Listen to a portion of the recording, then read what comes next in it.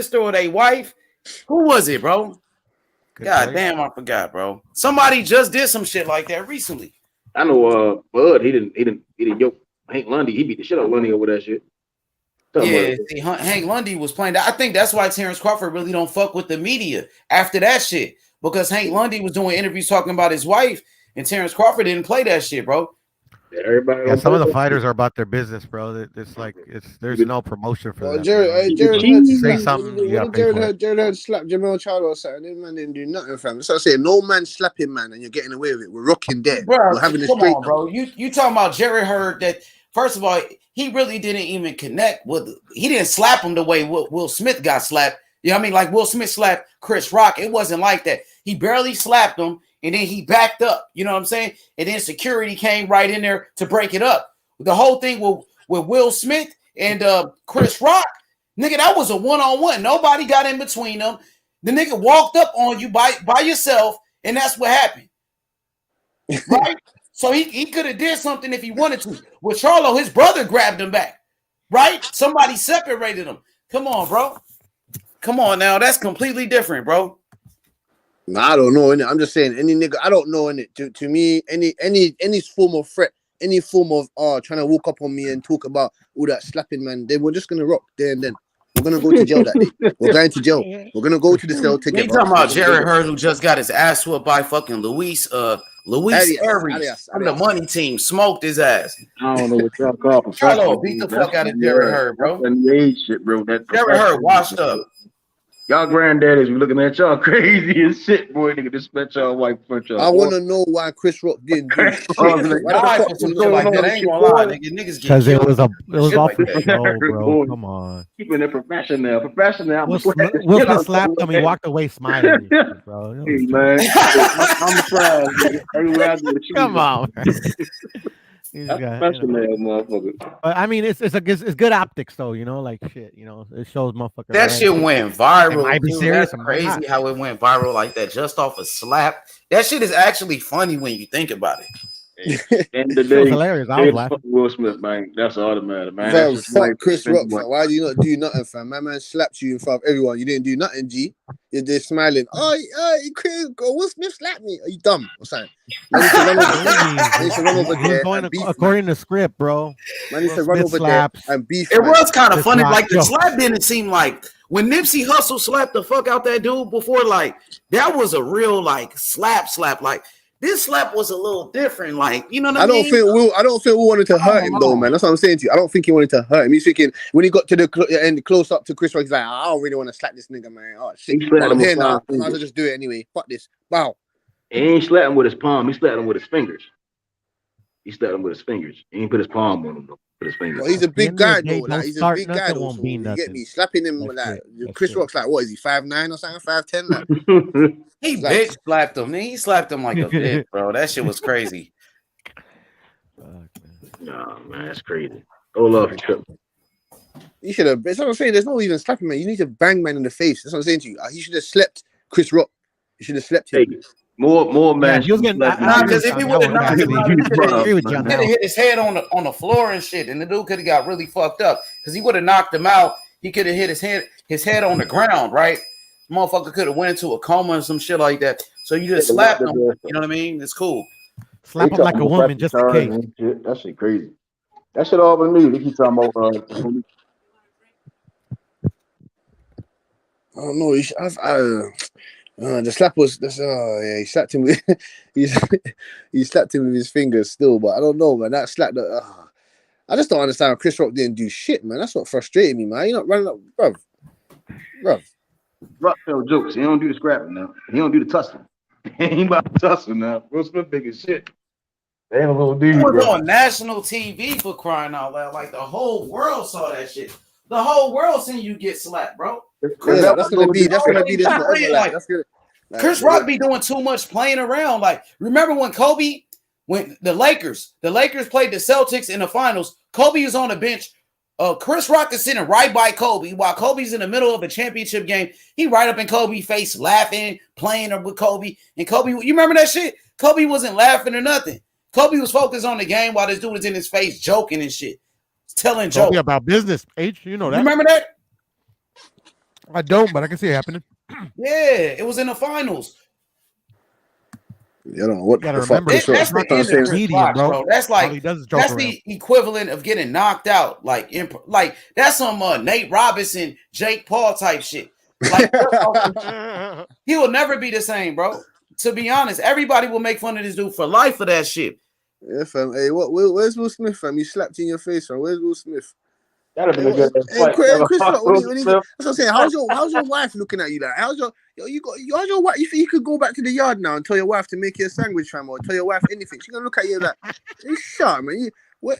Hey, man, come at me, call Will on you. I'll call Will. I'll call Will. Trust me, fam. Like, it's not gonna be the same. Your kids are gonna be walking around the house and they'll go, "Oh, Dad, why is your face on this newspaper of this guy slapping your face?" Like, what are you gonna explain to them? Like, I don't understand. Oh, it was a joke, kids. It was a joke, son. It was a joke. We were just joking. No, he wasn't. That you got clapped. You ever slapped the fuck out of somebody like that before? Me? I'm not Yeah, a I'm just slapper. asking. Like anybody on the panel, have you ever slapped somebody like that? Nah, man, I'm not a slapper. Fam. Last time I'm I got punching slapped, out it was a man's bitch face, who fam. slapped I'm me. punching man's teeth out. Them out. I don't do that slapping shit. If I slap someone, it has to like I don't know. You get me? I don't know. Like I've been that's very disrespectful. If you slapping someone, like, I find that very, very disrespectful. Hey, sometimes. Hey, I plead the fifth. I don't know. I probably did. That's some slave type of shit, man. Like, that's some slave shit. I got slapped one time, boy. That shit. You want to demean somebody, yeah, slap them. Especially I been the slapped one men. time, boy. I beat the shit out of that boy. Boy. Oh, explain, hey, Method, explain that story, man, please. Hey, dude tried to rob me, boy. He slapped me. I mean, I chased this motherfucker through East Baltimore, boy. He tried to rob you. Swear to God. Well, I swear with love, dude pump fake like he had a gun, tried to rob me, slapped me. Man, I said, I don't give a fuck. You got that bitch on you or not. You gonna get the shit beat out you. That nigga started running. Boy, I caught that motherfucker in the median. That nigga with an uppercut. Straight fell out. Boom. When he tried to pump it. Nigga bit me. He tried to pump it. It was old as shit. I was like 16 at the time. I was 15, 16. It was like 18, 20 something years old. I was young as shit at that time. Hit that motherfucker with an uppercut. Knocked his ass on out. Hell yeah. That's the only time. That was the only time I've ever been slapped. In a fight only time I've ever been slapped. Ever. Nigga pump fake like he was gonna rob. Yeah, I don't do that slap shit. You slap me, boy, you getting the holy shit beat about you. Yeah, you're getting the Holyfield, everything. You're getting Tyson. I'm fucking you straight up. I don't shit. Like, what the hell was Chris? Like, I don't understand. Like, going for your fucking brain, nigga. You think man can slap man like that and go back to sit? You went to go sit back down in the seat and talk about that everything's normal. Like, nah. Like, Will Smith knows you're wet. Will Smith knows Chris Rock, you're wet. Will Smith knows you're wet. He ain't gonna do nothing. Will Smith knew Chris Rock's not a nothing. You're not a nothing. Yo. Because Will Smith's not gonna do that to certain men. So, well, you're mad. You think Will Smith's gonna go do that to The Rock? You think he's gonna go do that to certain men? He ain't doing that. Karma, you're right. So I have slapped somebody. He gonna do that to whoever disrespect his slap family, dog. I don't think he cares who disrespect. Like, it don't matter. I'm just saying that he knows you to. I think he knows. Will Smith ain't picking and choosing his battles, my nigga. Like, if any man disrespect his wife, I could see Will Smith getting into it over his wife, no doubt. Ain't nobody gonna walk up and disrespect Jada Pinkett. And ain't nobody dumb to do no shit like that. The Rock ain't doing no dumb shit like that. Yeah, The Rock has respect. He's a nice guy. He's a nice guy, man. Will, we just saying he slapped the dude, bro. He slapped the shit out of him. That's what happens when you're a joke. That's what happens when you're too much of a joker. You get me? Too much man think you're a joker. When you're making too much jokes and you're a comedian, the man's gonna take you for a comedian. You get me? They will take you for a clown, boy. We're gonna juggle your ass. Will Smith juggled his ass. You get me? You went on that stage and slapped the fucking shit out of him. Fucking idiot, fam. That's what you get anyway. That's what I'm saying. You talk a shit about man's wife and man's kids and family and all that. That's what you get. That's what it's gonna come to you. Simple. He knew not to snitch as well. There's no snitching. He can't go to the feds and talk about file a report, all that. Nah, G, shut him up. I mean, he probably would do that shit. I mean, you never know. Isn't Kobe Covington pressing charges on Jorge Masvidal, right? Covington's a waste, man. Covington's a fucking waste, man. Little Trump supporter bitch. He got an ass whooping coming. He got an ass whooping coming. But Masvidal, that's what I'm saying. That's what I'm saying. I'm on what Masvidal's on. I'm on this real. He's gonna see him on the road, and I'm gonna smack you up. You're not talking about my wife and my kids and all that shit. I'm gonna hurt you. Fuck that shit. Hell yeah. I'm saying, wait, shit. Told you, man. I don't care, man. Fuck that. I told you that's one of the things that has depleted man in my life, fam, making the bad decisions. And that. But when you push me over the edge, that's it. It's done. You're finished. I would have done the same thing if what's his name, Chris Rock, ever disrespected anyone disrespecting my children, my mom, my whatever, and I would have done the same thing Will Smith did. I would have done. That's what I'm saying. I would have done it worse.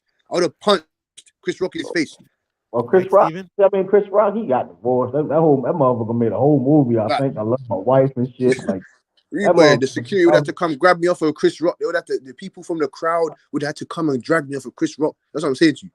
I understand. Jada Pinkett and Will got their little shit going on, but they still together. They got them 2 kids together and shit. So if he's still dealing with it, she's still dealing with him. Look at them. You gotta respect that marriage, though. That shit was fam. Fuck that, fam. Exactly. Look, Steven says H Money. People can sleep with Jada. They just can't make jokes about her. What the fuck, bro? You could make jokes about her if you want to, but if you do it in front of Will Smith, you might get slapped. Okay, I'm just letting you know. Will probably was fucking off, man. Will got money, yo. Like, that motherfucker probably was fucking off, man. You know what I mean? And she probably got her get back, and she was just pettier with her shit. You get what I'm saying? Shit. Will been in the game since she was a kid for real. You know what I'm saying? So, yeah. They should have never took that shit to the public that she was fucking with other people and shit and all of that, because it did kind of make them look bad. They should have just kept that between themselves. They shouldn't, talk about that in front of the whole fucking world and shit. Now that opens up the door for people to make fun of you. And, these people on the internet, the motherfuckers have no heart. They have no class. They will talk about anything, bro. Talk about your family. Talk about your kids. Talk about your wife. All of that shit. He probably ain't believe it though. And she said, "Oh, you don't believe me? Watch it." Shit. I ain't believe. He thought she was about that shit years ago though, with her and that singer and shit. Yeah, I think he thought she was capping, and she pulled his car. Woman petty as shit, boy. I ain't gonna lie. Back in the day, Jada Pinkett was like one of the baddest little bitches out though, especially when she was young back then. I mean, she was fine as hell back then. She not ugly down though. She just old. Like on Nutty Professor and shit, she was fine as fuck back then. On Jason's Lyric, H Money. Hell yeah. Jason's Lyric? What? Man, what? Fucking the Inkwell and shit when she was super young. The Inkwell. She the dark skin chick from the Inkwell was fire though. I'll set it off on that. Oh yeah, for sure. When no boy, what her brother, right? That was her brother. Yeah. Mm-hmm. Yeah. She's trying to get her brother in a school and shit, right? Yeah. Boy got murked up, and then this fucked up. And then but yeah, bro, Jada had a thing on her too, bro. I was like, damn, back in the day, I was like, damn. Hell yeah, she was fine as fuck. Yeah, she got like now they look at her now with the short cut. They don't know how bad she was back then. Boy, rubbing the back and the ass was out on that scene. Boy, I was like, damn, Jada got a filter. Hey, well, shit. Hey, YB, be careful, fam. Will Smith might cut you. Oh shit, man. He know he got a bad bitch, but the only thing he don't like when nobody disrespect her. That's the only YB ain't disrespect. He just saying damn shit. I'm joking, man.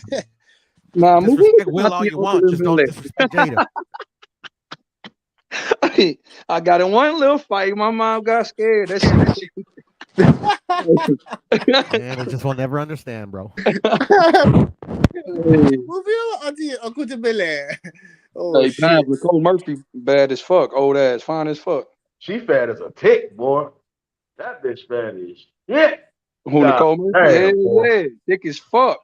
Tall, but still got hips. Like what? The curly hair, right? Hell yeah. That's Eddie Murphy. Your Denny Ugas's wife is sexy, bro. Hell yeah, hey, bro.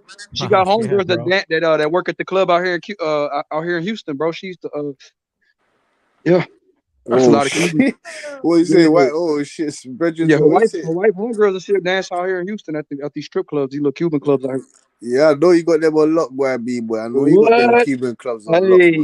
I know you got them strippers on lock. Hey, dropping them playing. Hey, hey.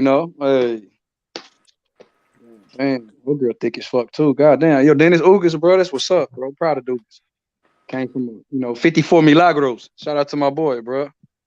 That's gonna be the best thing about his night in Dallas, bro, because he getting his ass whooped. He ain't going back with the belts. Went to the movie just to see Jada. That was AB, man. He leave with his belt and his bitch. Fucking AB's nuts. Hey, IB, Jason's lyric, mate. I'm telling you, bro. See everybody in chat. Jason's lyric. Yeah. Yes, sir. I don't know, Shelton, man. Hey, a lot of motherfuckers. It's some motherfuckers that's 6'. Hey, I'm 5'5", and I know it's motherfuckers out here that's probably 6'2", 6'3". If I say something, motherfucker wants to tell me, you gotta get your. Hey, he jumped out there, man. Yeah. Hey, Marcus, where you going? You said you're gonna be on the way? Oh man, hell yeah, Lisa Ray was fine as fuck on Players Club. What? Yeah, man. No, she still look good. Hell yeah. What? She still look good. Shelton, you would let someone walk 20 feet and slap you? Come on. Hey, that's a good ass question. Hey, and the way he walked back and fixed his suit jacket. Hey, you seen that shit? The motherfucker fixed his suit jacket and walked back. God damn. Feet, you walk 20 feet. Hey, and then the motherfucker gave a speech about bringing love to the world. Hey, Will Smith slapped the motherfucker and said, I'm bringing love to the world and shit. I said, God damn. Layla still look good. If I pull up in Baltimore, I'll leave with Dewey's wallet and this girl might even rob his dump truck. Blood boxing. Oh, man. What about Ronnie and Players Club? Ronnie was a cousin, right? Ronnie was a cousin? Yeah, all right. I don't like chicks with short hair, man. I never have. It depends. She got a lot of ass. She got a lot of. Nia Long. Gotta be a lot of ass. Young Nia Long over Young Jada. What y'all think about that? Young Nia Long over Young Jada. Shit, tough one. I gotta pick one now. Fuck. What would y'all go with? Who was the options? Young Nia Long or Young Jada? Yeah. The one that'll give me some. That's what I go with. Yeah, for sure. The one that puts out. Oh, the stripper. Yeah, you said the stripper. She fights at the end. The light skin one. Hey,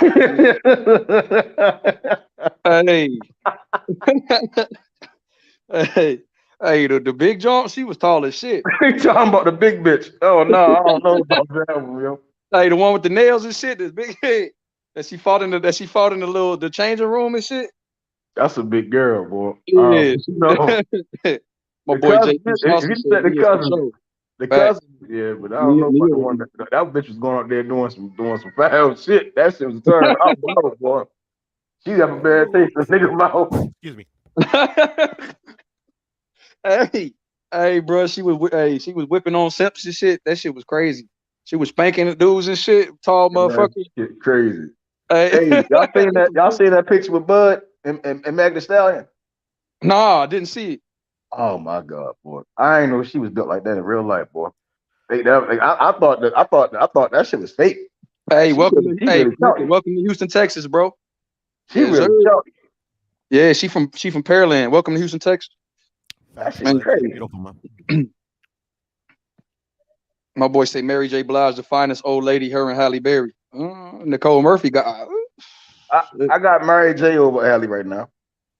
Mary J. still she aged better. She aged way better. I like Kerry Washington. She's fucking. I don't know. She used to be cool when she was in that man, what's that movie she played in with Chris Rock? Boy, she was bad then. I ain't gonna lie. You talking about I Think I Love My Wife. Yep. Yeah, that's why I slept. Hey, Memphis, she was bad as fuck, man. I said, God damn. Oh yeah. That's when she was at her peak. Yeah. For sure, that's when she was at her peak. What? Kim Fields, she's hot too. Yeah. Yo, you got some crazy picks, bro. I don't know, man. Hey, man, that's fucking age shit, bro. You know, fucking. See that she ain't terrible. That's a crazy pick, boy. I wasn't expecting no shit like that. Latifah, I fuck her too. Oh wow. Shit, man. I don't know where that shit. J-Lo looked her best when she was J-Lo, cool. When she was in Living Color, when she was like not them times, and then when she did that when she learned how to fight, not undisputed. That shit when she was boxing and fighting and shit. Remember, she would look good on that movie with Wesley Snipes too. Yeah, Yeah, I think We drink. when she did Selena, fucking Selena. That's when she was fine. Yeah. When she did Selena, she was. Damn, the real Selena had a fat ass too. Now, Yeah. Jennifer Lopez, nigga, she's still fine as hell, nigga, to this day, nigga. Come on now. I seen her in Vegas once for New Year's and shit. Good too. Nigga, Jennifer Lopez still a bad bitch, bro. Come on now. Dang. No, I don't know about now though. I seen. Hell yeah, that bitch, she's still thick as fuck. You didn't see her at the Super Bowl, a couple years ago? I don't remember. Man. Hey, we got J-Lo. I don't know about right now. I don't know. I meant the what T.O. said. Yeah. I remember. I don't know about right now though. It's a lot of fight. This motherfucker Cassidy at, man. He got said the fighting team. He got my boy G-Ball said Angela Bassett. Hey, I'm with it. I'm with Angela Bassett. Yeah, she look like she's still fine and she old as shit. Well, Stella got her groove back. She's still a bad bitch too. She I was remember 40 Lila Rochando from that. She from was that 40 movie. at that time. 40 something, bro. At that time when she did Stella got her groove back. You see her now, nigga? She still look good too. Hey, Angela Bassett in shape, bro. That shit crazy. Masters of Booty. This is called Masters of Booty. At the 10 o'clock, it's Masters of Booty. Hey, we can't talk boxing all the time. I guess Karma get put off by that a little bit. Hey, Karma, you still going to the EJ fight on April 16th? They just announced the full undercard and shit. They announced that it's going to be two episodes of All Access on April 2nd, April 9th on Showtime. I missed that All Access shit. I missed 24/7, bro. So I'm glad they doing it. You going? Okay.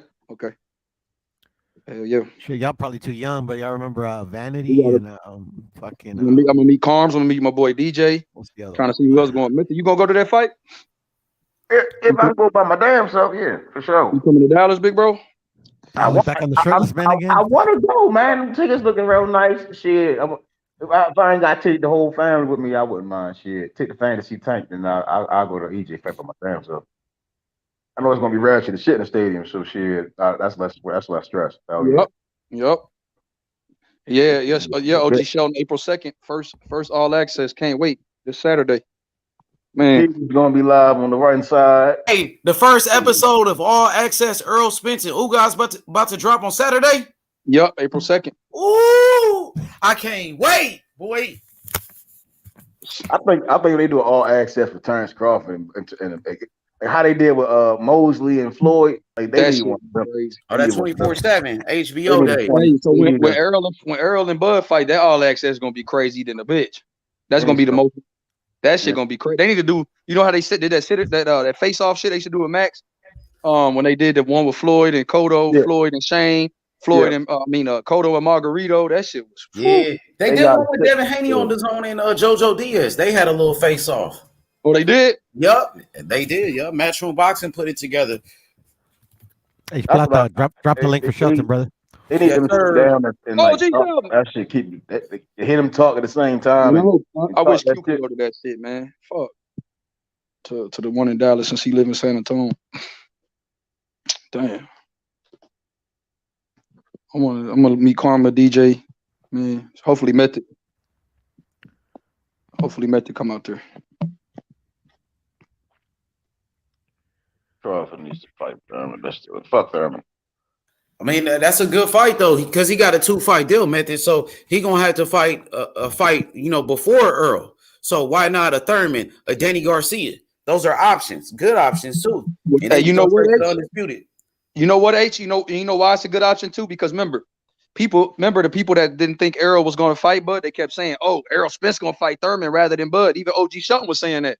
So if Bud Crawford fight Thurman, and then Errol can't fight him, so that way they can't feed Thurman to Errol Spence and hold up the fight. See, remember OG Shelton was like, "No, hold on, OG, hold on." Why would I on it? Big payday? I'm on it. Why would I risk my big payday? You tell me that. Make it make sense to me. You say it. Oh man. He's going to fight Thurman. He's going to fight Thurman. He ain't going to fight. He don't want nothing to do with Bud. What's happening now, OG Shelton? Your boy Bud, the one that want to fight Thurman. Yes, sir. What happened? When that come out?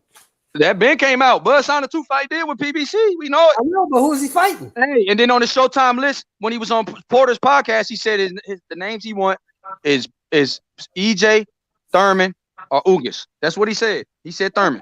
Well, maybe he'll fight. Maybe his next fight is probably gonna be Earl. I think I wouldn't fight nobody before Earl. He'll knock Thurman out like That 3 makes no rounds. sense. He might knock Thurman out 3 rounds. OG. He went Thurman one of them hooks. It's over. Once he touched Thurman's chin, it's over. This the cat I want. I'm fighting him first. Now, whoever else you want me to fight after him, that's fine. But I'm fighting him first. I think once he touched his body, it might be over, man. Shit. You know what I'm saying?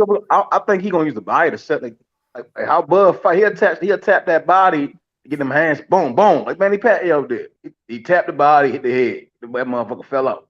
I can see Bud just tapping that body, hitting him with the hook to the body, hook to the head. They double them hooks up, boom, boom. Thurman gone. He gonna go out unconscious. I don't really even waste my time with Thurman. I'll fight Errol first, and whoever else next. If you want to put Danny in there, Thurman, whoever it is, I wouldn't give a fuck. But I'm fighting him first. Shit, he'll be 30. Would he be what he got? 38 fights, 29 knockouts.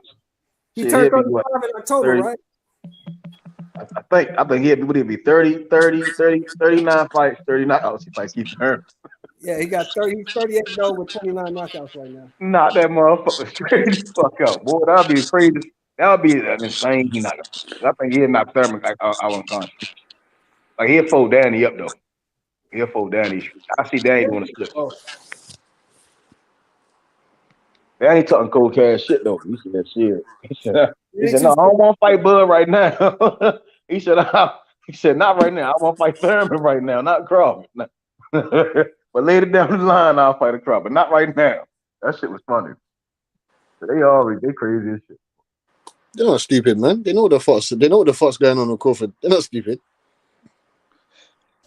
Man, OG Sheldon, you know what's up. You know, hey, OG Sheldon know what's up, man. He know Big EJ want that smoke. He know EJ ain't ducking and dodging. He know Bud Crawford went to PBC. He know this fight gonna happen. So that's all I'm worried about. When my boy EJ fold up Ugas, we gonna get to it. We gonna get to it. No. Don't give up on Ugas, man. We gonna fold up Ugas, but I like Ugas though. He a good dude. He a good guy.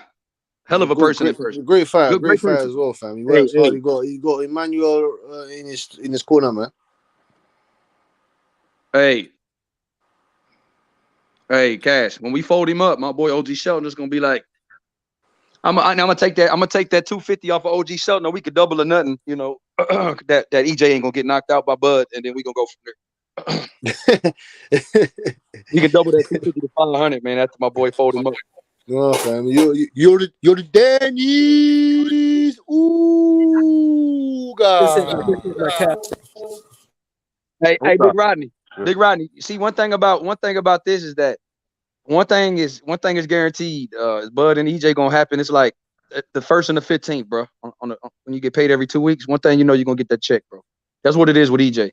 You know, one thing about it is when EJ handle Ugas, bro, it's like taxes. We know we gotta pay him. You know what I'm saying? That's what EJ gonna do. He gonna come through like taxes.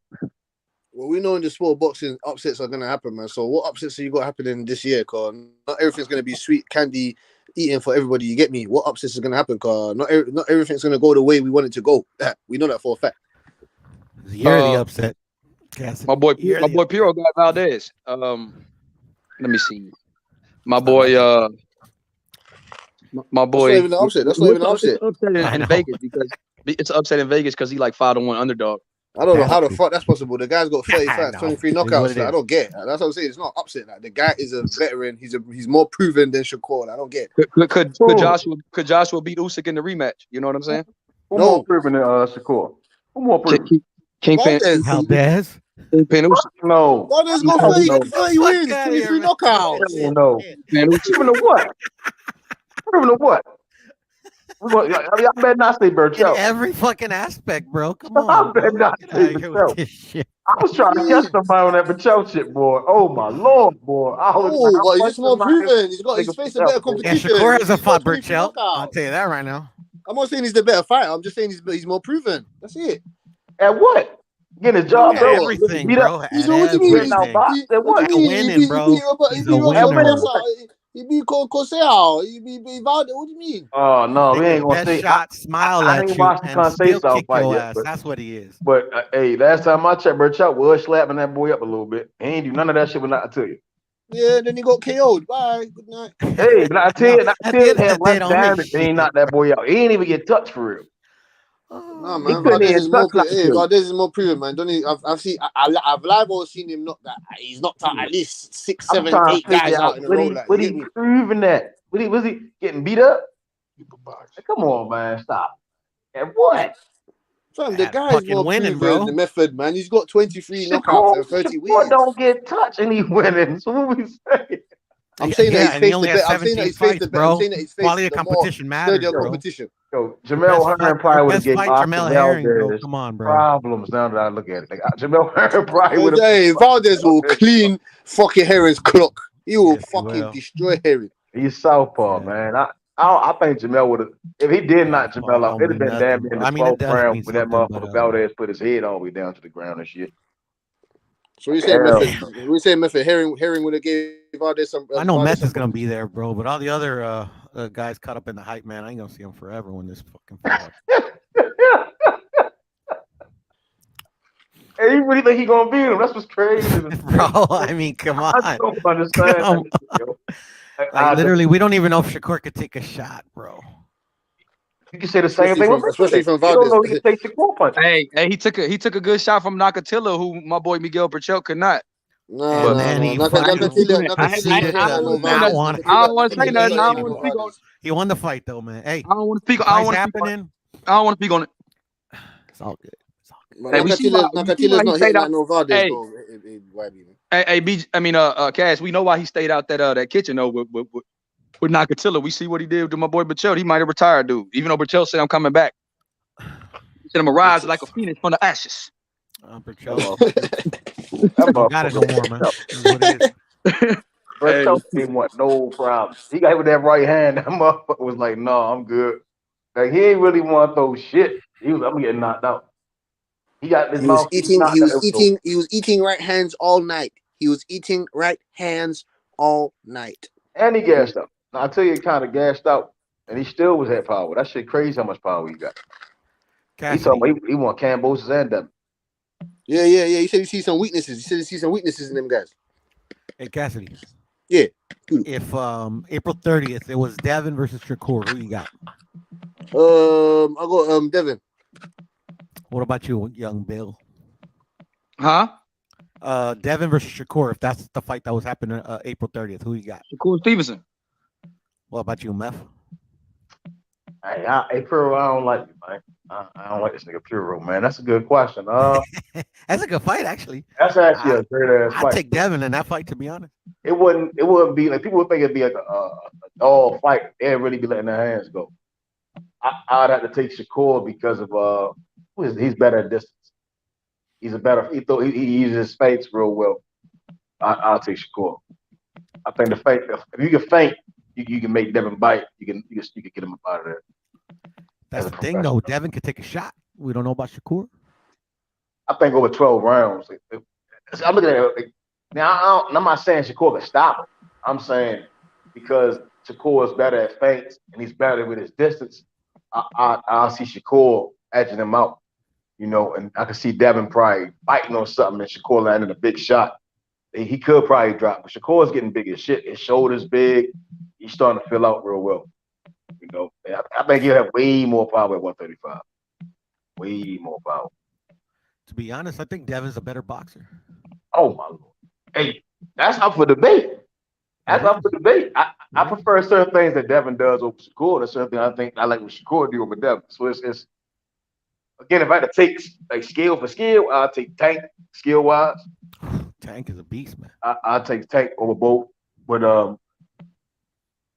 you can't go wrong with either three of them. You get what I'm saying? But if I had to put them in the order, I'll say Tank. I'll say Shakur then Devin. I think so we won't disagree, bros, on Tank, bro. Tank will fucking murder all three of them, or all five of them, all 8 of them. I want to see Devin be more subtle with certain shit as he gets older. Because when you get subtle, it's like I heard Mickey Bay saying, it shows experience. It's a lot of young guys that's way more experienced as hell for the youngest shit. They take less steps. I done seen Ray Leonard do it when he was young. They'd do less shit and get the effect of doing a whole bunch of shit. Less is better in boxing. I've seen Devin take use too much movement to be effective. I don't like Devin's jab, to be honest. It depends which one. I don't like when he fall into it. When he'd throw it, he kind of fall over. I've seen a lot of guys do that shit now. They'll fall over. They try to imitate Floyd. They'll try to do something, but they're not using the fundamentals. Like, I forgot who the fuck I was watching. It was Bernard Hopkins. Bernard Hopkins great at his jab. Yeah, jab, and step, step, and boom, with that right hand. Like, it depends what he's doing, where he at in the fight. Sometimes certain shit he do, it'll be phenomenal. That sometimes you can see the emotions, and he'll come out his skill set, and his talent will get him out the way. It's him being youthful and God given. To the talented guys, God given. I'd rather stick to the skills. It look way better when you just use skill. Boom, boom, boom. That's why I'm not a fan of Roy Jones. I fuck with Roy, but hell no. There's certain shit that I can't go around doing that shit. Ain't nobody do what Roy Jones used to do, goddammit. Nah. Get the shit beat out you trying to be like, bro. That bitch trying to use some Roy Jones shit. Nigga be really got a nigga set up for disaster, boy. Can't do that shit. I don't know how the fuck he was so fast. That shit crazy. Well, fuck it. Since everybody's asking who's Shakur gonna fight after he beats Valdez, like it's a foregone conclusion. Who's Valdez gonna fight if he beats Shakur? Navarrete. He better not fight Navarrete. That's a cherry pick. I mean, a good fight, though, man. Fuck. I don't know who to pick. I say if he did beat Shakur, I say he stopped him because that's the only way we can both see it going down, right? He better not fight no fucking Navarrete. He gonna kill that nigga, man. You think he's better than Navarrete? I don't know. Navarrete with his awkwardness, man. It's a tough fight to call. He do get hit. I don't know. I mean, it's damn near similar fight to Burchell. But Navarrete, I think he's bigger. I think he's a little bit bigger. He seems to have a little bit more power. Burchell kind of get a little bit too damn wild. Navarrete His said defense was never like all on point, but like he used to. He had a fucking hell of a chin, but he's been in a lot of wars. His body work was impeccable, which he neglected, against Nakatilia. His defense was never like, as good as I would like it throughout his career. He like eating punches. Some guys they just like getting hit. They gloves. Yeah. Leo Santa Cruz, very rare too. Very rare that motherfuckers like eat shots like that. Well, Leo Santa Cruz get hit. He'd like tap his knees or some shit, and he like I don't know what the fuck that is. He'd get hyped up, start letting his hands go. But I mean, Leo still had a pretty decent head movement. His head wasn't always like on skill and stuff. I think skill wise, he's better than both of them.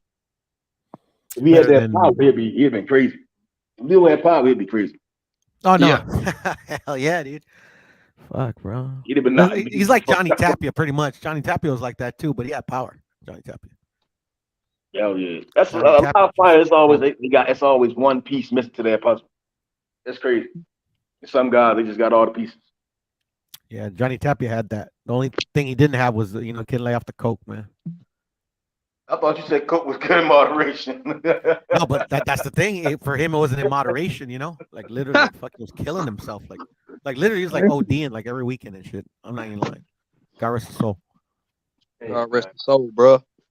Man, that motherfucker had a troubled life, bro. Yeah, man. God bless him, man. R.I.P. R.I.P. to Kamado too, bro.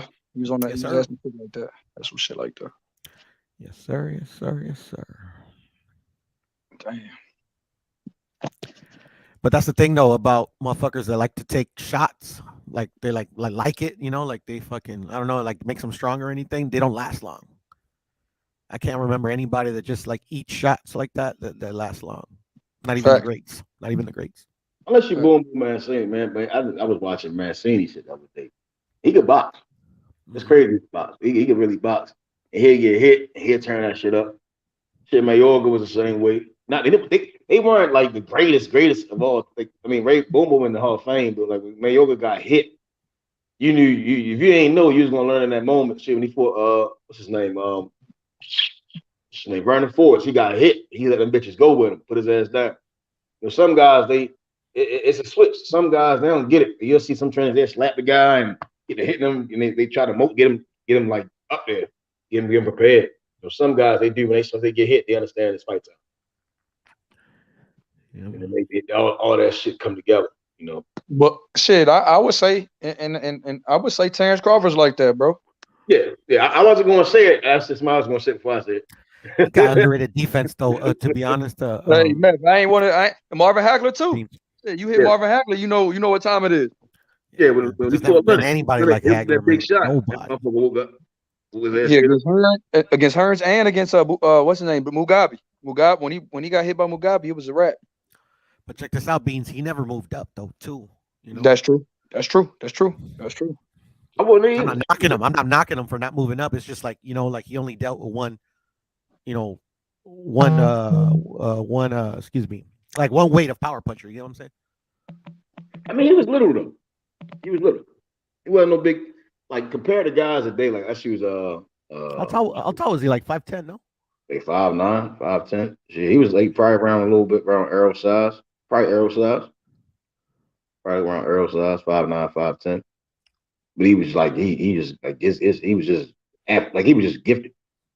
He wasn't tall, dude. He was coming in like 157 and shit. He was small. He was just strong as shit. So I got a picture of what's his name? Michael Jordan. Michael Jordan made like a fucking midget. Oh yeah.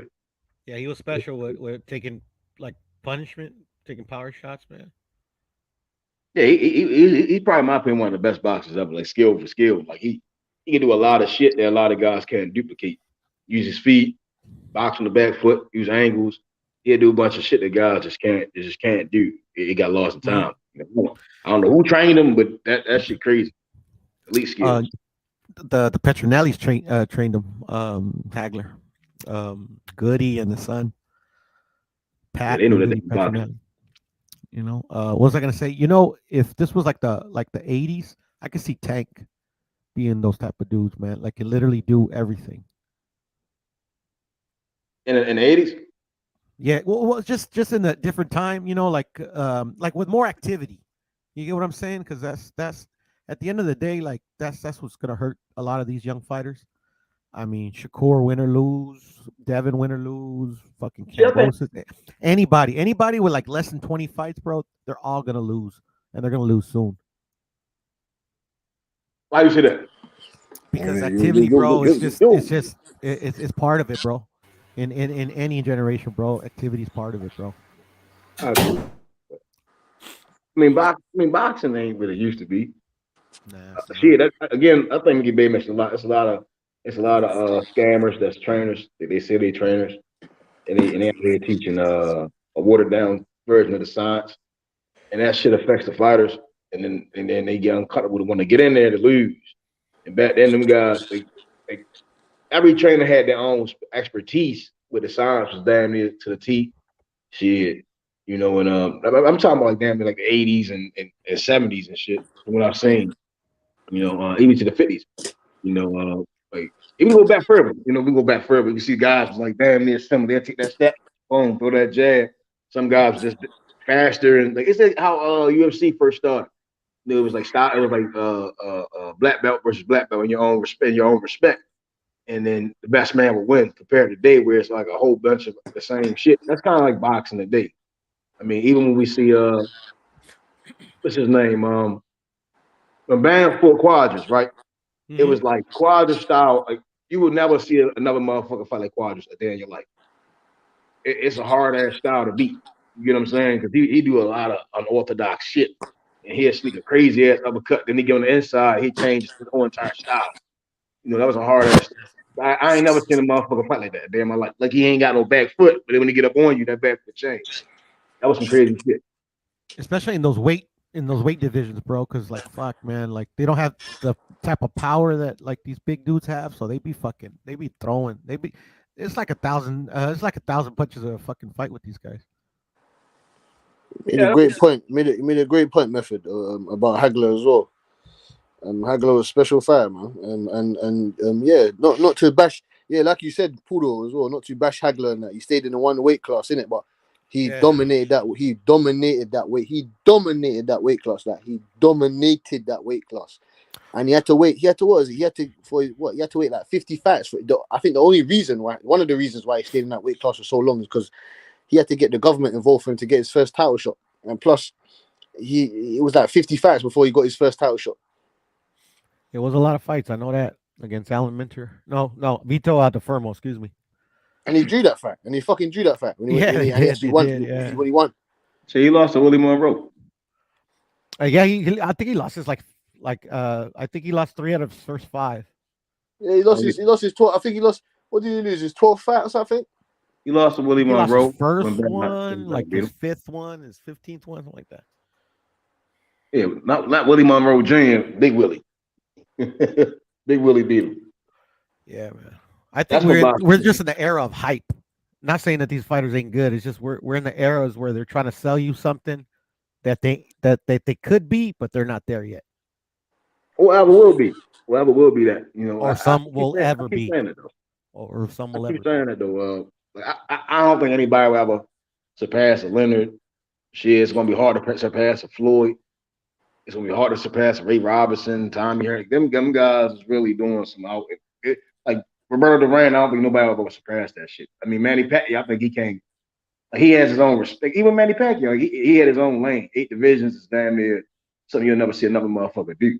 You get what I'm saying? I can't see a New Way doing that shit. I can't see Ioka doing no shit like that. You get what I'm saying? Like, yeah, you know, like they was really rumbling. Shit, Duran was like 70 plus fights before he moved up to welterweight, and then won. Like that shit crazy. Yeah, that stuff's not happening now. That's not that type of stuff's not gonna happen for now. Method, you get me? That ain't gonna happen for now. You feel me? And they had amateur careers. You get what I'm saying? Like that's the crazy part. Like they had amateur careers. Yeah, right. Like, some of them was fighting on the streets. Yeah, that's what B-Hop was doing, fighting on the streets. You know, Mahagla was a madman, fam. Bobby Watts beat him. Fucking like you said, Willie Monroe beat him, but he came back and he knocked the fucking snot out of both their noses. It's hard to get. Like, I mean, I think boxing could get there. I mean, I think it will. I think it's cyclical, is what it is. I just think it's just this is the time. You need to get the politicians out of there. You need to get the fucking politicians out of there. That's the only way that this shit is gonna change, right? To get them out of there. It depends on who's running. It depends on who's in. Yeah, but the thing is, I agree with you, Cassidy. But the thing is that they've been around forever, man. My dad's day, my day, this day. Bob Arum is fucking almost 100 years old, fam. He's still there. I know it, brother. The fuck, fam. He's almost 100 years old and he's still promoting. Before him, there was this guy. He speak really good too. Like I've been listening to Bob Arum for like to be his age. Man, he's on top of his game right now, bro. Like he understands everything that's going on. You know, still very smart. You know what I mean? Shout out to Bob Arum doing a great job in the sport of boxing. 100% former lawyer as well. So he definitely knows exactly what the fuck he's talking about.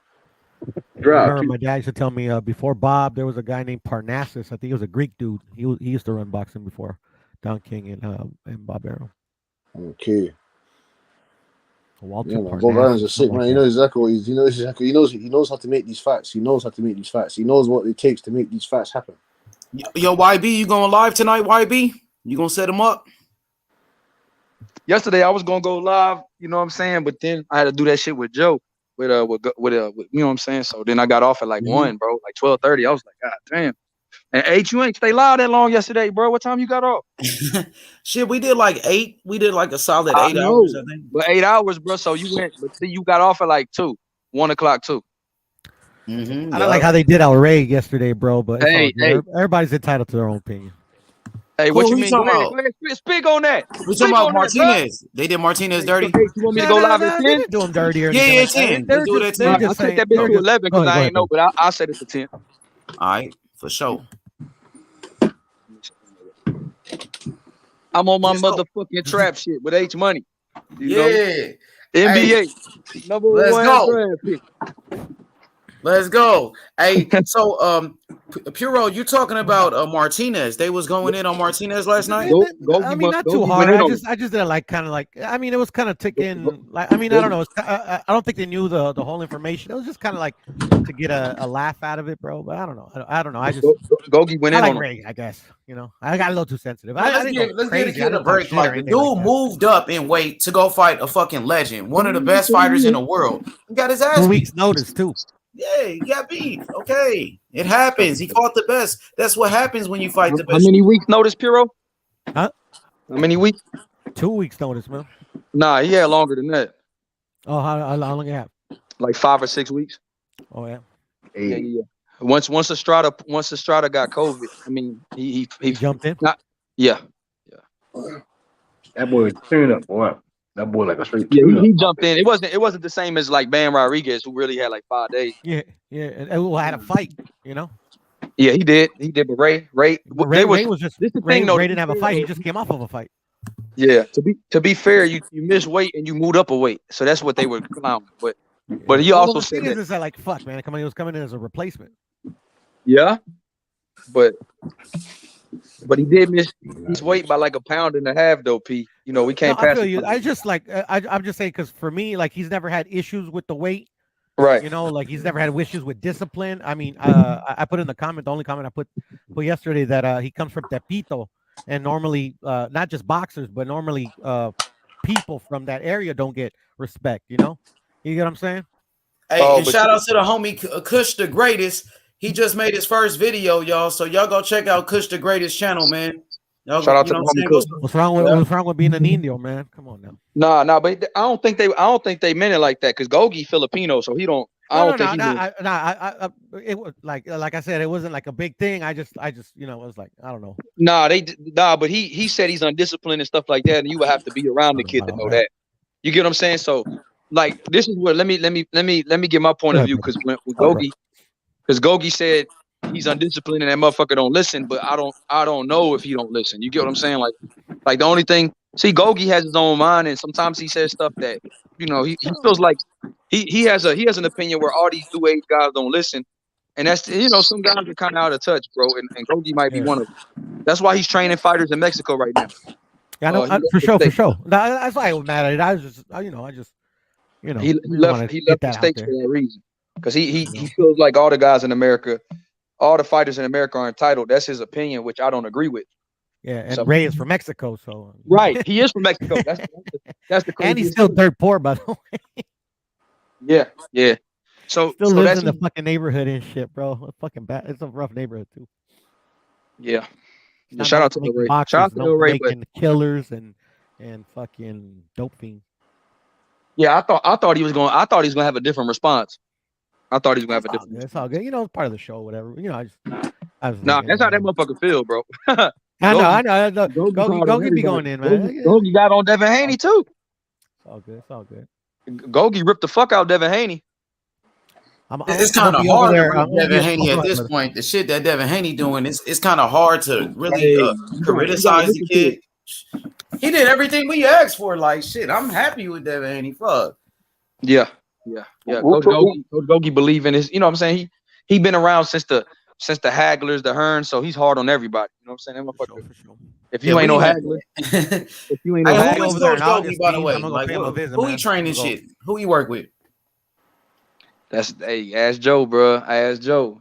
He been around. Like he used to live out here in Houston and work with Raul Marquez. You know, shit like that, like dudes like that. But you work with Chico Corrales. Yeah. In the early. Was he like a cut man, or like what did he do exactly? No, I'm just asking. No, I don't know. No, you're a coach. You're a coach. I didn't be trying to be funny though. I swear I wasn't trying to be funny. I do want to go meet him though. I'm gonna be over there in August to visit my family, and that's where he's at. Oh, you want to go meet Coach Gogi? Yeah, for sure. He a trill dude, bro. It's just like you said. No, I got no ill will towards him. You know, I was just like, damn, you gotta do my boy Ray like that. Yeah, he said, I don't care about that motherfucker. That's what he said about Ray Martinez. I said, God damn.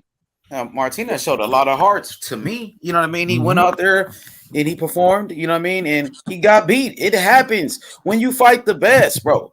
That's what happened. So Martinez, he earned my respect even in the loss. He went out there, took the fight.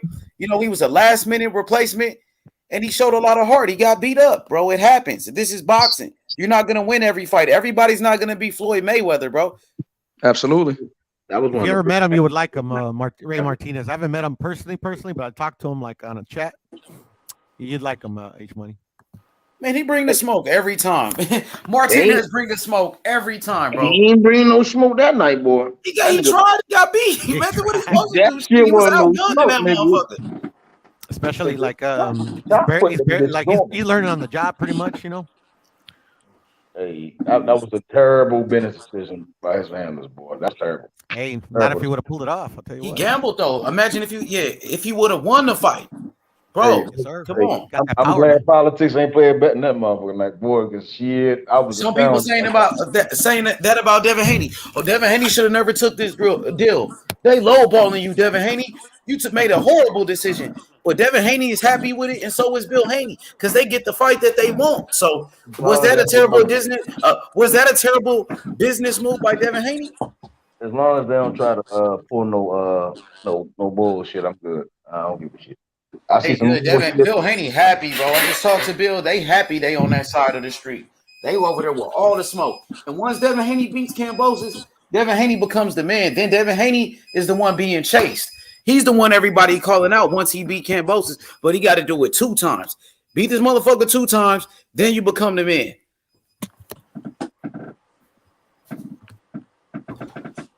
You know, then everybody will be chasing Devin Haney. Then Devin Haney called the shots. Oh, he got a Loma fight too in there too. So he got 2 fights with Cam, then a Lomachenko fight. Let's go Kambosos. Yeah, shout out to Kambosos. I can't wait for the press conference, man. I seen Kambosos did an interview with, I think it was Australian TV. He did an interview, and he was like, I still need to sign my part of the contract. So Kambosos, he hasn't signed his portion of the contract yet. So we waiting on Kambosos to sign his part of the contract. Haney signed his. What is Kambosos waiting on, Method?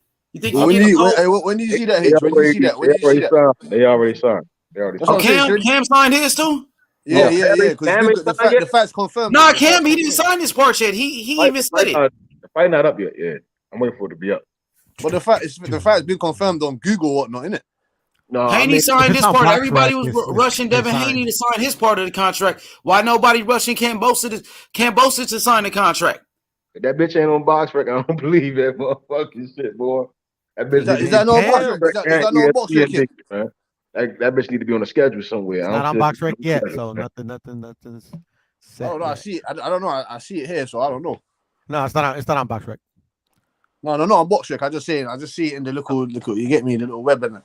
Yeah, no. Box rec is the official record confirmation, stamp approval. That's literally fucking everything's been filed and shit. The rankings are a little bullshit, but if the fight's on there, the fight's on there. It's legit.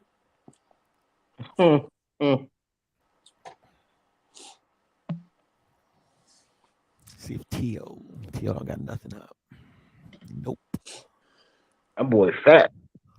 Man, it's fucked up how they did Teofimo though. I'm gonna be honest, bro. Like that motherfucker beat Tio beat Lomachenko. Tio became the man, and motherfucker start giving Tio bad advice right after that. As soon as he beat fucking Loma, when he should be celebrating his victory, motherfucker start putting shit in his head. Oh, Bob disrespecting you. Bob don't care about you. It's Kingpin Tio, bro. They did Tio dirty, man. David McWaters and them. You can only blame yourself and your circumstances. But they gave him bad advice. Go to purse bid. Hey, I can only blame. Hey, when you got real niggas giving you good advice and you listen to fuck niggas, you gotta look at yourself and say, "Damn, man, I'm a fuck nigga." That's all you gotta say, man.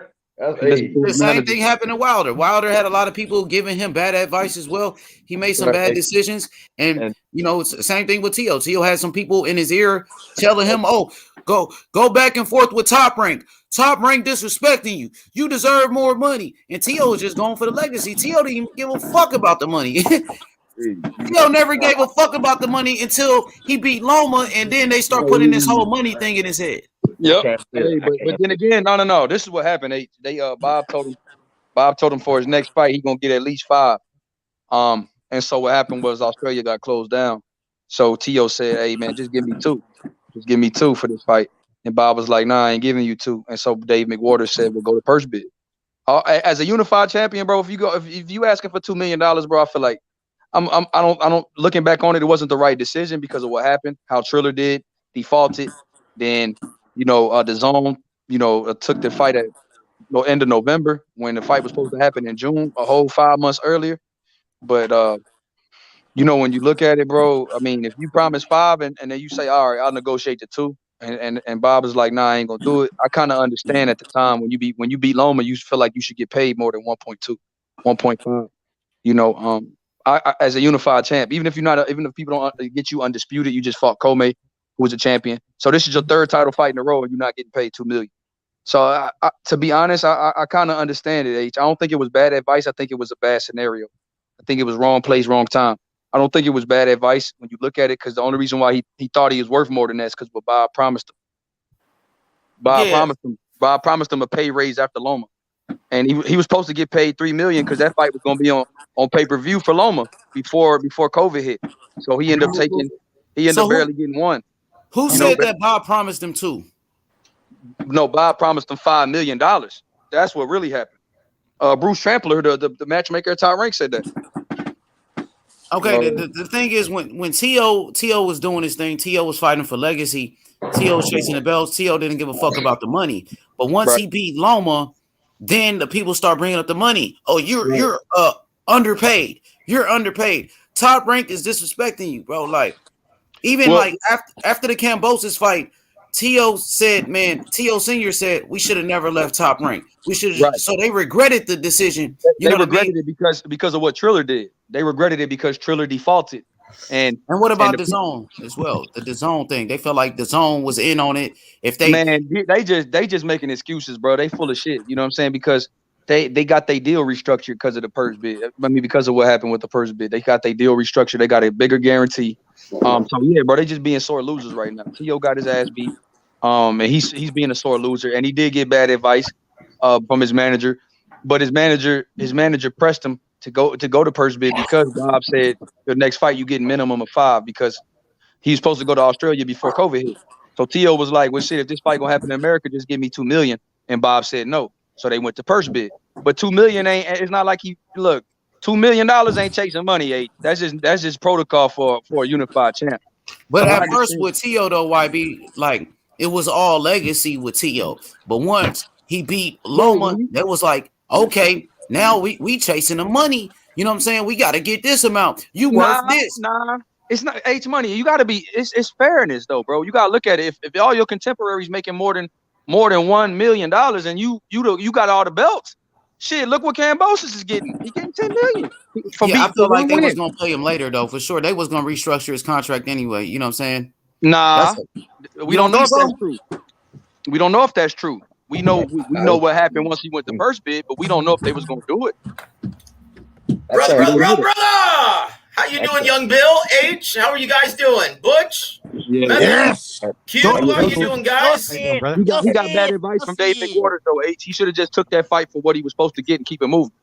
But Bill has the beat. Bill has the beat. But hold on, Joe. But to blame the zone when the zone was promoting Devin Haney versus T.O. How the fuck would they be in on it? Wanting you to lose when they didn't even consider Kambosos beating you. They were worried about. Remember in Carson, California, or whatever they were in California. Mikey fought Sandor Martin. They were promoting T.O. and Dev before T.O. even fought Kambosos. Yep. So they were trying to build that fight up. So the zone had nothing to do with T.O. You know what I'm saying? Timo made every terrible wrong decision leading up to that fight. And it was a culmination of so many things, and that's why I picked the upset. So Bob, you didn't pick the upset, Joe. You said don't be surprised if it goes to split decision. Yeah, that's right. I didn't make a judgment on it, did I? No. You didn't pick the upset, but you said he's struggling to make weight. You said he's struggling to make weight. You said that he's emaciated. He's not going to be himself. And you were hearing it from people at Top Rank that he was having trouble making that weight because he's been holding it 5-6 months. So Bob Arum paid Kambosos $10 million. Kambosos getting 10 million for this fight. Who paying him $10 million? Now, is that verified? Because I haven't heard that. Yeah. Is that verified $10 million? Because I haven't heard that. And if that's the case, well, then he's getting, what that tells me then is he's getting everything from the Australian side. That's the guaranteed purse from the TV rights, the licensing fee, the back end on the pay-per-view, as well as the siphon that they're getting from the Australian government. Right. For tourism, yeah, they're actually paying a lot of money to fund that fight. Now, obviously, it's not going to fund everything, but I guarantee you, if he's getting paid $10 million, he's getting all of that, and Devin's not getting any of that. He's just getting everything from the American side. Boy, boxing fucked up, man. Y'all know how much these motherfuckers getting paid before y'all know the fight date. So that's what I haven't heard that yet, though. I haven't heard 10 million to 2. I haven't heard that. No. So I have no idea if that's verified. I'm going to find out this week. I've tried to call Top Rank today, but it's been a little difficult with my schedule. But yeah, I'll find out this week. Yeah, see the fight date. Brother! I will say this, though. I will say this. Everyone is talking about, Eddie Hearn's probably pissed. And guys, he's not pissed. If he wanted to make this fight, he would have actually tried harder to make this fight. In my opinion, he is now, once again, I can't speak for him, but in my opinion, and just judging by what I know from their current strategy and budget, I can guarantee you Eddie Hearn and the Brass at DAZN are probably relieved that they don't have to work with Devin Haney and Demetrius Andrade any further. Yes, because sir, they haven't made any money from either one of those fighters, and they've been paying them inflated purses because of their negotiated contract. So in my opinion, they're hoping that they can build up more of a name fighting on a larger mainstream platform like ESPN, and then come back if he wins all the belts. That's what they're banking on. But right now, yeah, they're not sweating anything. They're sitting pretty with their current strategy that seems to be working, putting on really entertaining competitive fights, and then also using the great majority of their money to get Canelo, Joshua, and Gennady Golovkin. Triple G ain't doing shit if he ain't fighting nobody. That's right. That's right. But we'll see what happens. He's going to be fighting Canelo if he gets past Murata. Kingpin Gennady. Kingpin Gennady. Murata. The king of Kazakhstan. Hey, Triple G's the king of Kazakhstan, man. We ain't worried about none of that. We about to go to Japan and stop Murata. Right. Joe, tell him how Triple G was ducked. Tell him, not ducked, but avoided at one time, like the plague. Oh my gosh, guys. On a real scale, right? We talking about like future boxing and where we want boxing to hit at. What the zone's doing is, it's like they gonna get left in the past. You know, like Benny Siegel said, you get down or you lay down. You know. That's what son. You hate the zone, son. He does. Yeah, I ain't gonna lie. I think shit really where it's falling at is pressure on these promoters to make these fights happen. So whatever you can do to make the biggest fights happen is how you do it. You know, like if Bob man got his hands in on Devin, got options on the next couple of his fights. Shit, that just Top Rank getting involved, it already got me thinking Loma. Like, Devin gonna fight Loma and shit. Guys, don't be shocked. Don't be shocked, Q. And that's don't what be shocked, brother. I mean, I'm not shocked because No. I'm gonna finish then, and I want you to get your opinion on this, Q. I want to get your opinion on this. Yeah. Let me finish real quick. Okay, I'm sorry about that. Like I think like if he can get that, like that's really what Devin need. I mean, if people feel like he getting shortchanged or whatever, at the end of the day, that's how he see fit to maneuver of how we gonna get his name, actually be a star, actually get recognized as one of the best and a real champion out here. So if he fights I like this. I mean, let's use that, right? So again, to some fans, they may say, well, Devin isn't a real champion, whatever they may believe. And that's what I was saying with the DAZN thing. I'm like, Triple G, the Canelo fights, and the AJ fights, they cool fights, but they're going to sustain itself for a short period of time, especially in the climate and the era of human beings we're dealing with. I was saying this about Ryan Garcia earlier. We deal with a bunch of people that's damn near have ADHD. They're on to one thing and off to the next. You know, it's nothing memorable. You know, what we seeing with Top Rank and PBC, these guys that they're bringing on are looking like they're going to be the legends of the future. You know, they're going to be the future of boxing. To get rid of a Devin Haney and be relieved is damn near like saying fuck boxing. You know, based on the cards I've been seeing and the schedule that I'm seeing, I'm like, that's not making me want to buy shit. You know, like my money going to be held. I don't really care what they offer. What fights they got people buying? Like, the reason why they changed their strategy, guys, is because the only ones that seem to drive subscription rates or subscription numbers were Canelo and Joshua last year. That's it. Canelo's the only, and when he decided not to work with DAZN, yeah, their subscription numbers went down and dipped below 1 million once again. They're sitting around 800,000 once again. Their subscription numbers, and that's in America. That's dismal. Considering all the money, like if you look at the reports, you realize how much money they lost in their first 3 years. They lost over $1 billion. Okay, that ain't like boxing though. No, it's not just boxing. It's everything. It's all of their sporting events combined all over the world, all these different markets.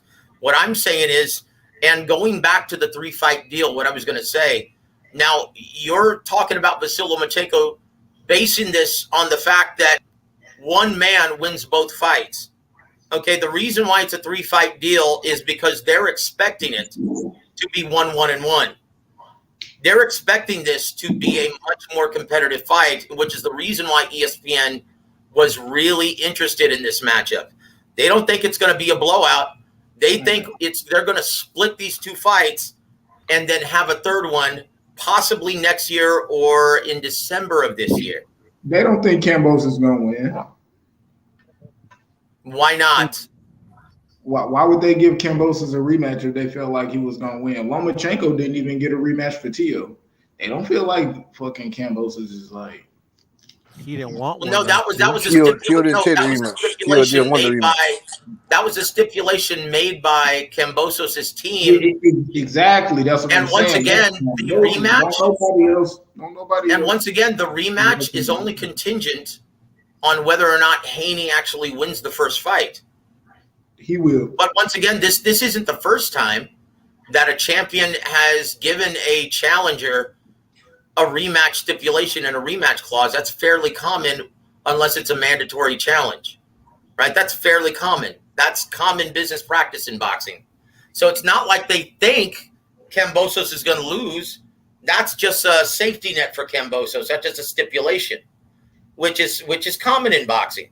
No, what I'm saying is the whole 3-fight deal with Haney is because ESPN, all parties involved. If you ask Bruce Trampler, he says, guys, now the third fight would be great with Vasyl Lomachenko, where he said even don't be surprised if Gervonta Davis makes a bid for that on free agency.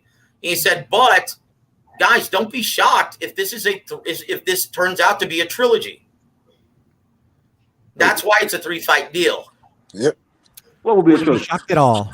Kambosos and Haney trilogy. Fuck out of here.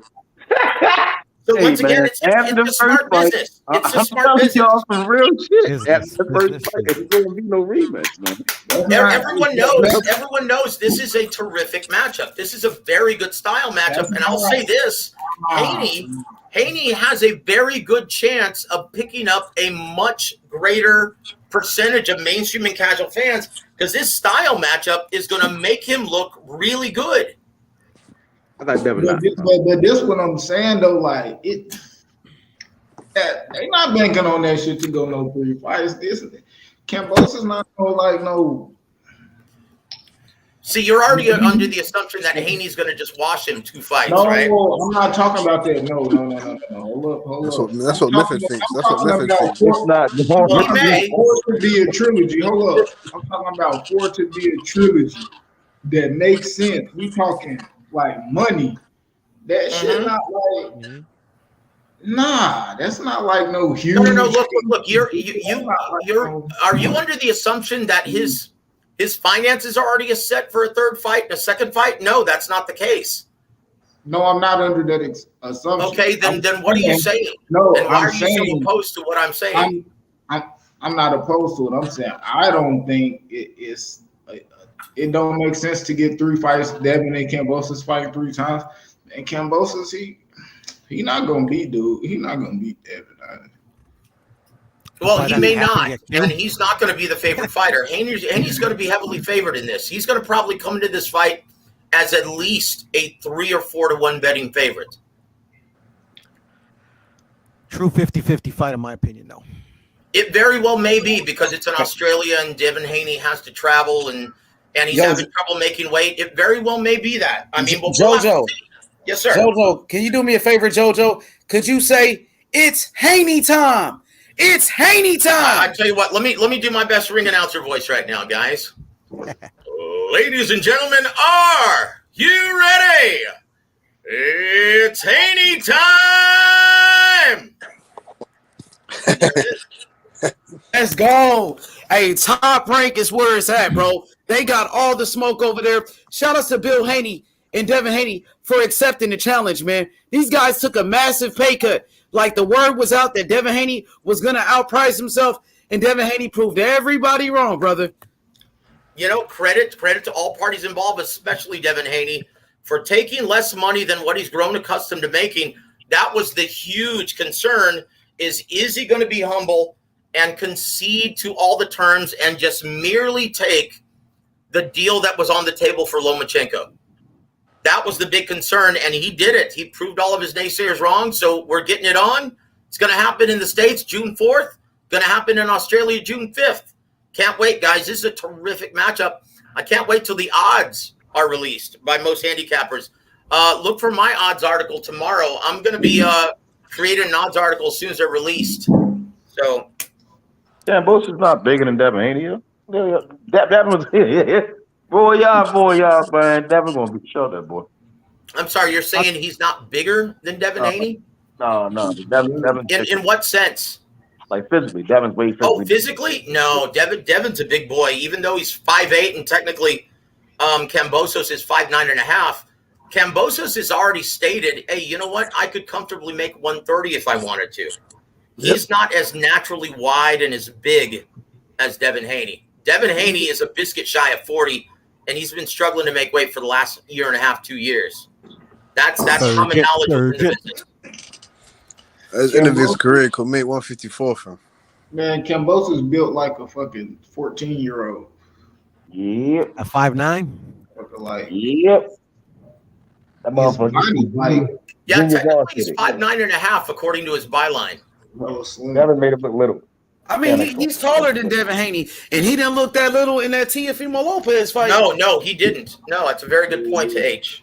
I mean, Devin I'm talking skinny, hella skinny arms, fucking like. Well, little. you know, and you just look at his them little arms punched up Teofimo Lopez, boy. No tight hand speed. He's got the hand speed edge too. Well, look at his last 3 fights and then make your assessment after that, because he seems to be physically strong and he's always in shape. Like, it's very difficult to hurt this guy and to keep him hurt. He recovers very quickly because he's always in the gym. He's in shape. That's what I'm saying to you. The guy's going to run like 5 miles. And then if you look at the time when Haney was hurt, in the 10th round of his fight against Linares, boy, he didn't seem to recover very well, and that's all because he's been killing himself to make weight. So that's an intangible that's very intriguing going into this fight. There are a lot of intangibles that are unknown. Intangibles that are unknown. Yeah, there's a lot of intangibles. You think Kambosos is going to go there and make out? Yeah, Haney's going to beat the brakes off that boy. No. I believe I feel like this. Y'all see, I don't think Kambosos. I don't see Kambosos get hit with a combo. Boop, boop, boop. I ain't seen nobody hit Devin with no 3-4 fucking punches, 2. Like, nah. Yeah, but Devin Haney's never seen a fight. Devin Haney's never seen a fight like Kambosos. Never seen a fight like Devin Haney. Cam ain't what y'all saying he is. Cam Y'all can't sell me sheetrock and tell me that shit dope, boy. You're not Kambosos doing is that, not bro. what y'all saying he Listen, is, man. What, man. fam? Kambosos not listen. hitting that man with multiple punches with his hands fast, but that man gonna move. The most he'll get a jab. I'll give him a jab, probably a couple body shots. That's about it. Yeah, He gonna beat each other. it's hard to think that anyone's going to be able to control range against Devin Haney because no one's been able to do it thus far. Yeah, but what are the And judges you look throughout his entire career, and you can count on one hand how many rounds he's actually lost in his entire career.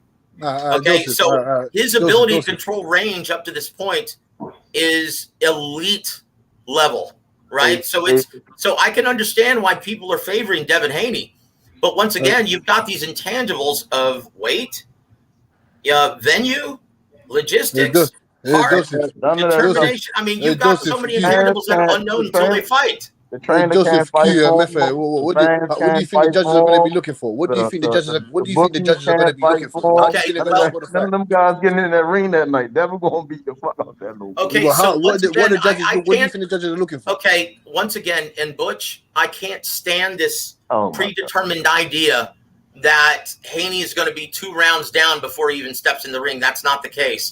This is a big fight, and they're going to be getting competent international judges for this. Okay, so guys, they're going to be looking for the traditional scoring protocol, which is clean, effective, and consequential punching. And if you can't determine the winner from that, the primary scoring criteria, then you look at ring generalship or effective aggression. And if you look historically, it's very difficult to imagine anyone controlling range against Devin Haney.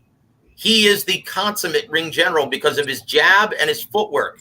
That's the foundation of his defense. And his jab is one of the more intelligent jabs in all of boxing.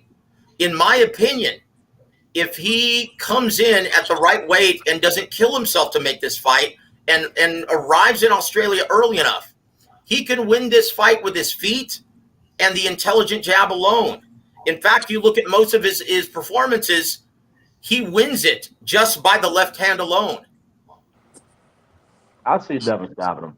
I wouldn't be surprised if the coach trying to throw the towel in. When's the last time Devin Haney has stopped anyone? And with the mindset and the conditioning of Kambosos, that's highly unlikely, method. Yeah, it's not having it. Hold on. Kambosos is not having it. I mean, you got people out here thinking that Kambosos stopped Haney. I'm trying to figure out when the last time Kambosos got a fucking stoppage. Well, no one's banking. I mean, very few people are banking on a Kambosos stoppage. I haven't heard anyone talk about a Kambosos knockout.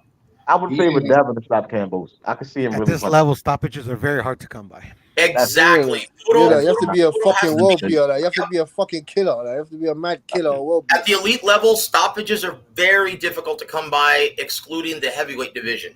Hey Joe, say Piro, say that again, especially with Errol Spence and Bud Crawford. But I ain't gonna speak on that because everybody think Bud gonna stop. Everybody think Bud gonna stop Errol Spence. Everybody think Bud gonna stop Errol Spence. They don't know what they looking at, bro. They don't know what they looking at, bro. Don't lie to that man, Joseph, man. Don't. Hey, Bud didn't stop Sean Porter, so. Hey, when that time comes, tell him put that cheese on the table, man. I like I don't want to go there though, bro, because I already know. Hey, Young Bill, is Coach Goki going to be working with Julio Cesar Martinez? Fuck no. Oh, I swear, Coach Gogi's the best, man. If you guys haven't checked out the show from last night, please check it out and subscribe and like and all that good stuff, because Coach Gogi really dropped some nuggets of wisdom last night on the show. He always does, though, man. He is the most underrated commodity in all of boxing. He is the smartest. Like I often tell him, if he just cleans up his foul mouth, he would be, bar none, the best color commentator in all of boxing. But Joe, can you answer who he's trained? Because my boy H wanted to know. Oh yeah, dude. His first champion was Tony the Tiger Lopez. He trained Diego Corrales in the amateurs and as a young pro. He also trained Raul Marquez in the Olympics. He worked with Floyd Mayweather Jr. in the Olympics. He was attached to the Olympic system in the Olympic team in 92 and 96 Olympics. Look how good those squads were. Coach Gogi is the consummate pro at teaching, and he's, in my opinion, he's the very best in boxing at reinstilling and teaching fundamentals. He is a teacher, but he doesn't put up with any bullshit, which is why he doesn't get very many big assignments. He's not very good at dealing with the big egos of American fighters, which is why he's currently training fighters in Mexico.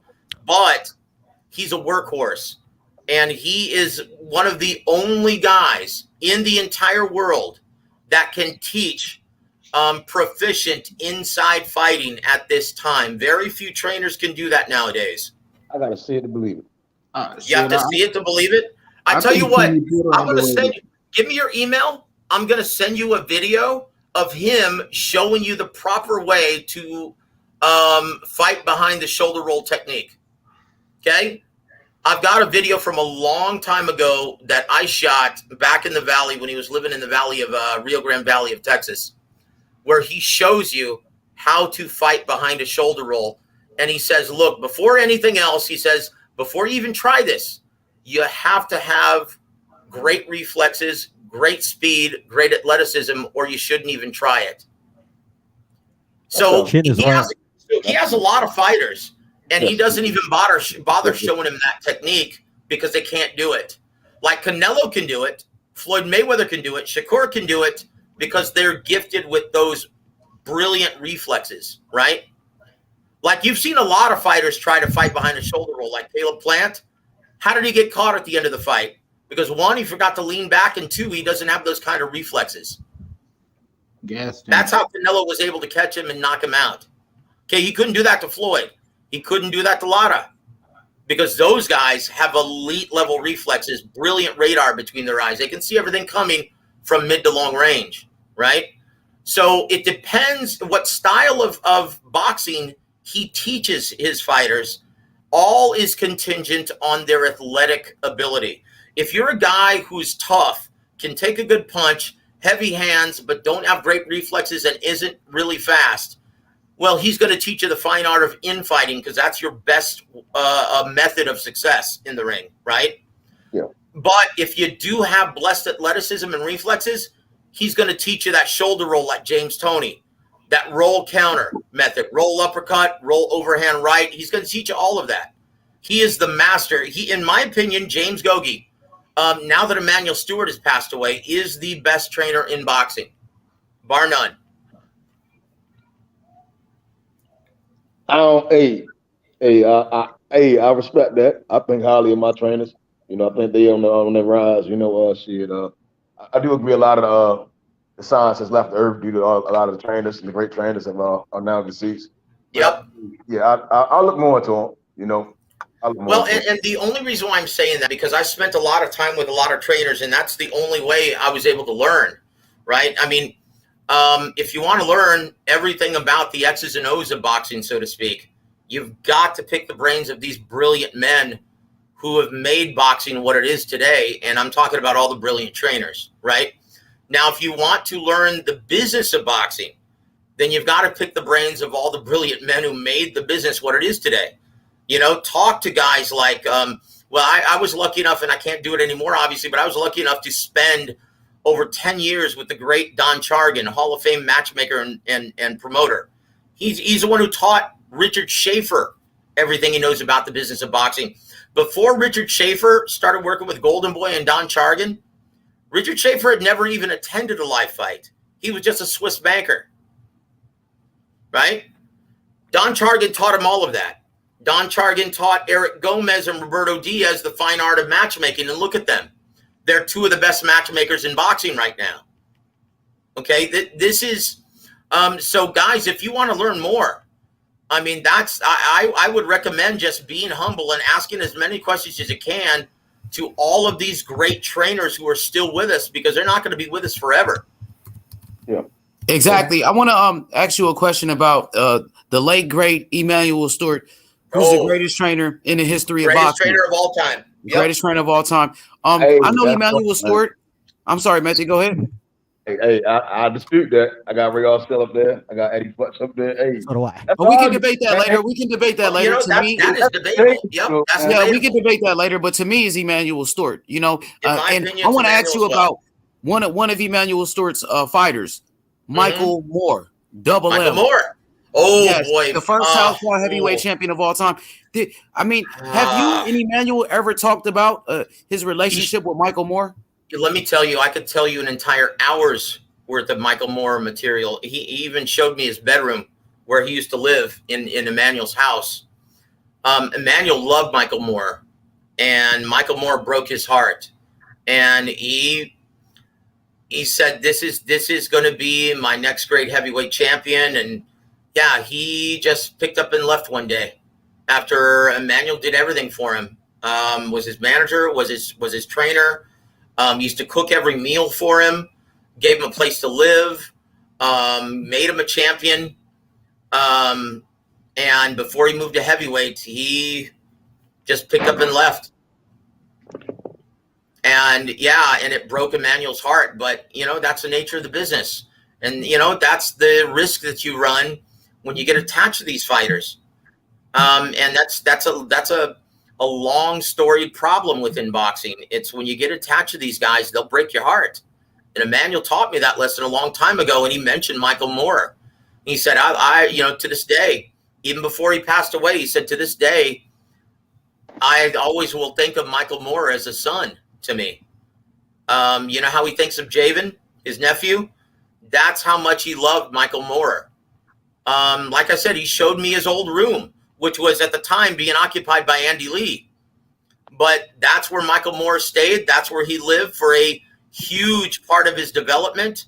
And yeah, Emmanuel was just gutted. He was just heartbroken when when Michael Moore just decided to pick up and leave. And and sometimes that happens in his mind. And this is what Emmanuel, how he explained it to me. He felt like, because Emmanuel is such an imposing figure and he was such an alpha male, he felt that maybe Michael Moore felt like he couldn't become his own man under the shadow of the great Emmanuel Stewart. Maybe so. And that's how he perceived it. That's how it was explained to me. No hard feelings, but emotionally, yeah, it really tore up Emmanuel. It broke his heart because no explanation, just picked up and left and said, yeah, I'm going to go on my own. I'm going to start training with this guy. Hey, Joe, we about to go to my show real quick, fam. All right, very good, man. He dropped the link in the private chat. Hey, Joe, he dropped the link in the private chat, so you guys can go straight to Young Billy's channel right now. Right here, look in the private chat. The StreamYard is there. Method, Joseph, Puro, Cassidy, everybody go to Young Billy Boxing. Go to the private chat, hit the link, and start the show with Young Billy. I will be over there. We're going to end the show and go to Young Billy Boxing. Excellent. H, first of all, H, good. Thank you, H, for bringing up Emmanuel and Michael Moore, man. That dude, any topic about Emmanuel, I love talking about because, yeah, he's one of my heroes, and it was an absolute joy to be able to work with him. And we're going to talk about it on Young Billy's because I do want to ask you about your relationship with Richard Schaefer as well, because I know you used to work close with Golden Boy Promotions and Richard Schaefer, Pro Bellum, and I know you got a good relationship with Lou DiBella as well. So let's go to Young Billy. We'll talk about all of it. I want to ask these questions. All right, brother. Thank you, H. Okay, brother. I see you on Young Billy Boxing. Hey, everybody go to Young Billy Boxing, man. Peter, I'm about to drop the link. Shout out to my boy Rich. What up, Rich? Peter, baby Billy. What's good? Rodney Evans. Go to Young Billy Boxing, everybody. I'm dropping a YouTube link in the chat right here. They'll go to YouTube link. Everybody hit the link. Let's go to Young Billy Boxing, the best in the business. Let's go. Devin Haney versus Kambosos. It's Haney time. Haney. Let's go. Let's go to Young Billy. I'm dropping a link. Everybody hit the link. Let's all meet up on Young Billy Boxing. Let's go. Haney. Baby Billy, hit the YouTube link. Let's go to Young Billy. Everybody pull up over there to Young Billy Boxing. Let's go. Everybody, we still got 42 people right here. I need everybody to hit the YouTube link and go to Young Billy Boxing right now, ladies and gentlemen. Let's go. I'm dropping the link. Let's go to Young Billy. 35 people. All 35 people. Hit the YouTube link. Look in the comment section. Let's go to Young Billy Boxing. Everybody go to Young Billy Boxing. They'll go to YouTube link. Let's go, Kazi. Drop it. I see y'all on Young Billy Boxing. Young Billy Boxing, the best in the business. Let's go, YB. Let's go. Devin Haney versus Kambosos. Undisputed. It's Haney time. Haney. Let's go. Turn up, undisputed. Let's talk about it on Young Billy Boxing. Young Billy Boxing, the best in the business. MOB, Masters of Boxing. Let's go. Let's go to Young Billy. I still got 22 people right here. Everybody hit the YouTube link right there. There go the YouTube link. We going to the after party with Young Billy Boxing. Young billionaire, the best in the business. Let's go. Let's go turn up. Let's go support our brother Young Billy Boxing. Drop the link one more time, Kazi. Drop the link one more time for the people. There go the link in the comment section. There we go. Hit the link. Subscribe to Young Billy Boxing. He's the best in the business right now. Let's go, bro. I'm about to end the live stream. I'll see y'all on Young Billy Boxing. Peace.